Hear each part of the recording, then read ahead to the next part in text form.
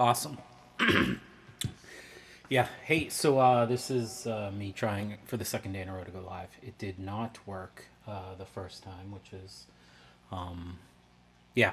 But I'm glad because I was blabbering on about a whole bunch of stuff. I think today the goal is just to sort of walk through the studio and the signal chain. First is the echo in my voice. I'll probably mess around with this a little bit. I've got the Townsend Sphere mic. It's running the U87 model. I have it in Omni right now just so that it picks everything up in the room. Yeah, there's a little bit of reverb on it. That's it. It's like an EMT plate reverb. Yeah, and then the guitar. This is a guitar made by a guy I know. It's basically an exact copy of the '61 Sonic Blue Strat that I had. I picked up from Fiesta Finishes. But yeah, that kind of vintage thing at the time was just I was afraid to play it. So I ended up selling it. A guy gave me an offer I couldn't refuse, and I basically had it almost exactly copied by one of the best builders in the biz. So pretty exciting. Now I run probably the most or one of the most complex signal chains, but it works for me. Guitar actually goes straight into a Cranborn Audio Camden mic pre. That's a 500 series that's running in the Cranborn Audio R800 or A800, whatever it is, the 8 slot 500 box that has the USB connection back to the Mac. It's followed up by a Lindell Audio 7X500 compressor, which is off right now, but sometimes I do put that in to squash the guitar down. And then I got a nice little 500 series tube pre from a company called HRK. And then from that, it goes into a radial reamp effects loop, which goes down through the board. The board is basically a Mutron Octavider, the newest one, a Microtron 4, Soul Food, and OCD, a really old Killy compressor, first couple months that he made it. That was just total luck. I bought it on Reverb. And then last is the EHX Attack Decay, which lets me do some of the backwards stuff that I love doing. And so it's super complex, but then the end of the signal chain comes through the radio reamper, and then output number 2 goes into my Delisle 8 amp speaker selector, and then I run through a number of different amps here. They're actually over here on the wall. Eventually I'll get you guys, or get whoever watches this, a camera shot of that. But yeah, so basically, I'll start down with amp 1.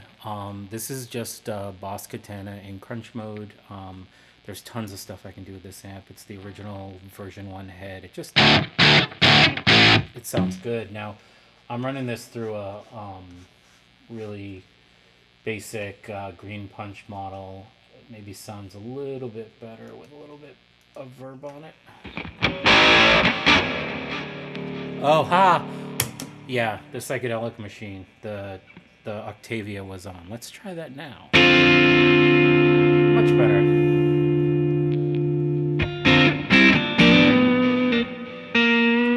That's a lot of reverb. Let me go down to. I really like the twins. Big twins. There we go. Yeah, so it's just a couple of nice mics on a 2x12 cabinet.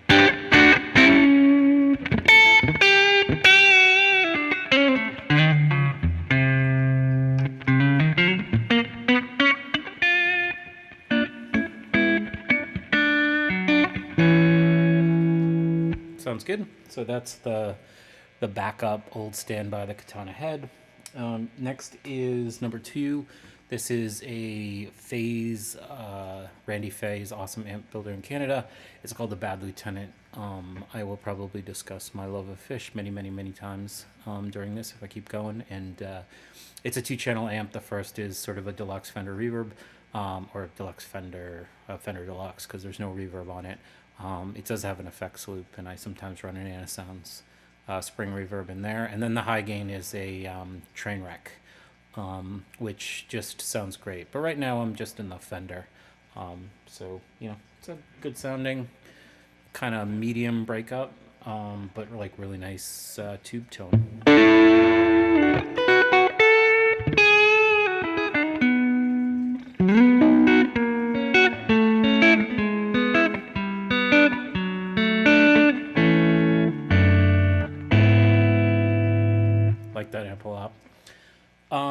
Right above it on the shelf, number three, yes, number three, is also a Phase made by Randy Fay. But this is like a really weird amp. He built it like a home stereo amp. Um, so it's kind of like totally out in the open. It's a weird form factor. You would never gig with it, but it looks awesome. Sadly, it needs to be sideways on that shelf, but and it's got a little bit different sound. I mean, it is kind of a derivative of the Trainwreck, but I really love the Trainwreck tones and the sort of Marshall-y kind of stuff that they put out. And but it's good, and it's running with a set of Russian 6P N15s in the output stage, which is super cool because, well, it's a long story, but my home stereo amps are these single-ended triode amps, and I also run 6N15Ps in those, which are like a really nice kind of Russian EL84 type thing. But again, this is a great amp. It's a little bit lower power. I think I got a pair of 6V6s in the first phase, and this one, of course, is more of an EL84. But it's really hard to tell the difference. I mean, you just hear those sort of overtones and the chimes. It's good.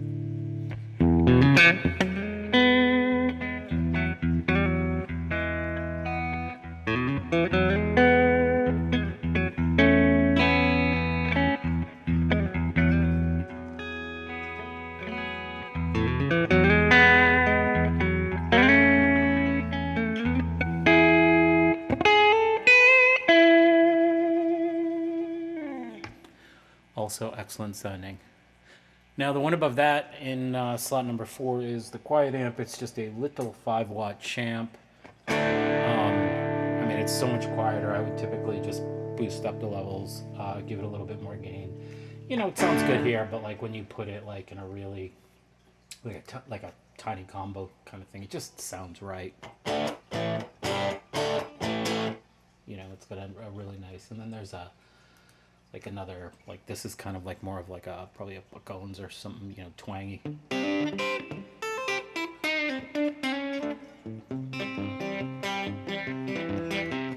Anyways, the amp is really not loud enough to compare to the rest of the stack.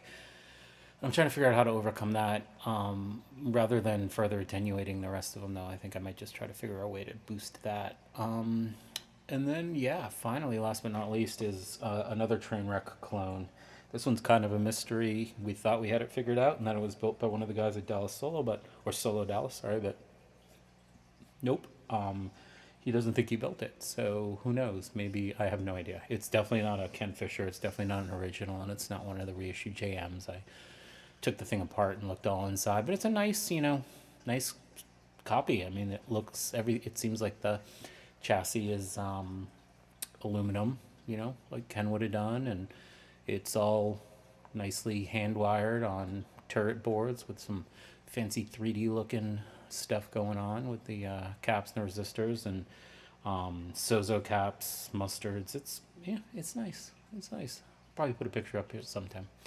Anyways, but it is just absolutely freaking loud. But it sounds amazing, so.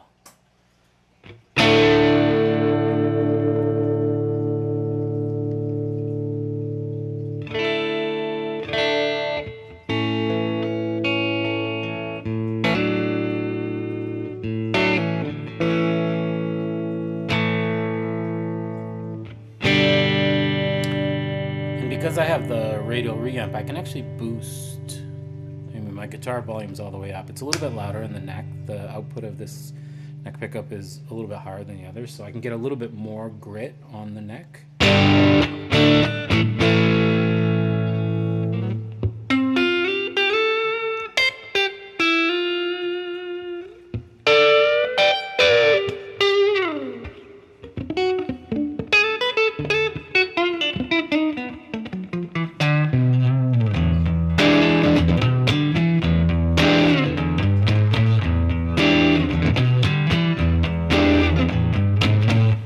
Sounds really good, but I can like kick the gain up a little bit more from here and drive the front end of it a little bit harder. If you saw where the volume was, you'd laugh. It's like it's 730, if that.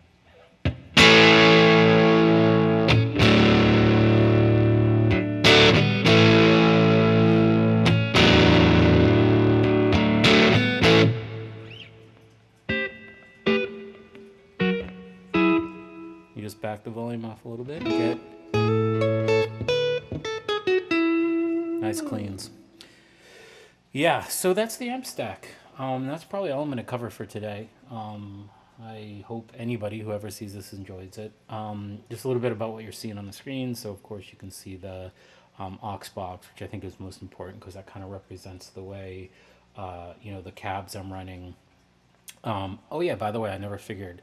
So, after all the amps, or after the Delisle switch box, it goes into the amps. The amps all run back to that Delisle amp switcher, and then there's a loop for an attenuator in that box, which I run the aux.